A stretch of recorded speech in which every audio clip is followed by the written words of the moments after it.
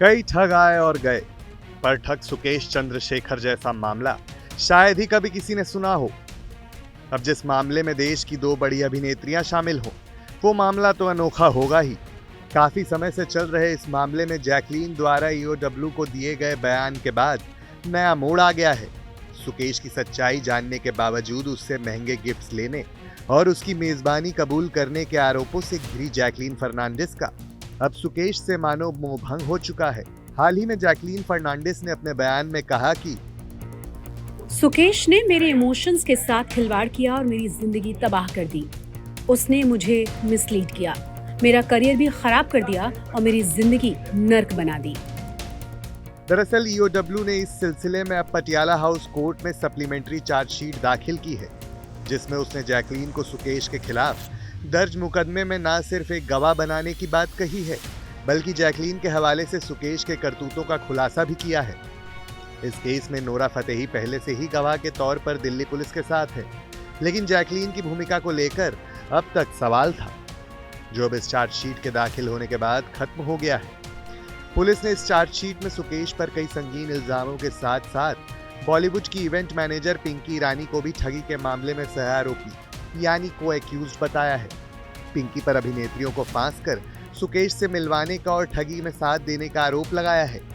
Jacqueline ने खुलासा करते हुए बताया कि सुकेश को लेकर पिंकी ईरानी ने मुझसे शुरुआत से ही झूठ बोला। वो सुकेश की सच्चाई छुपाती रही और मुझे धोखे में रखा।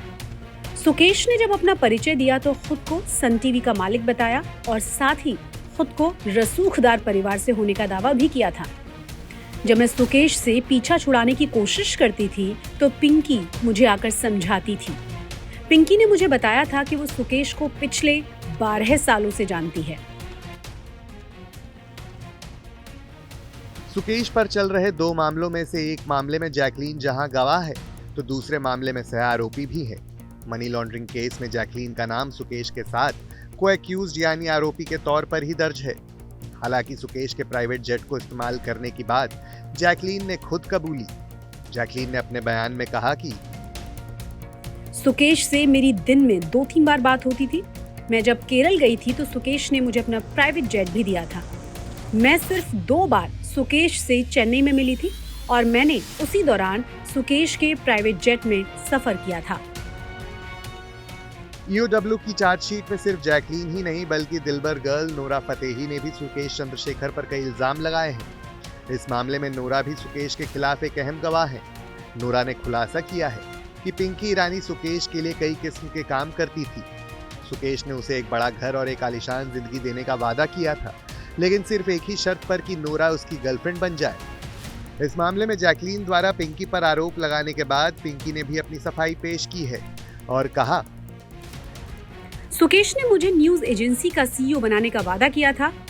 अभिनेत्रियों से मुलाकात कराने के बदले भी पैसे देने की बात कही थी। आपको बता दें कि असल में महाठगी के आरोपी सुकेश चंद्रशेखर पर तिहाड़ जेल में रहते हुए 200 करोड़ रुपए की ठगी करने का इल्जाम है, जिसकी जांच दिल्ली पुलिस की इकोनॉमिक ऑफेंस विंग कर रही है। जबकि नाजायज तरीके से करोड़ों रुपए के लेन देन के मामले में ईडी यानी प्रवर्तन निदेशालय ने पीएमएलए यानी prevention of money laundering act के तहत केस दर्ज कर रखा है। ये दोनों मामले अलग अलग चल रहे हैं।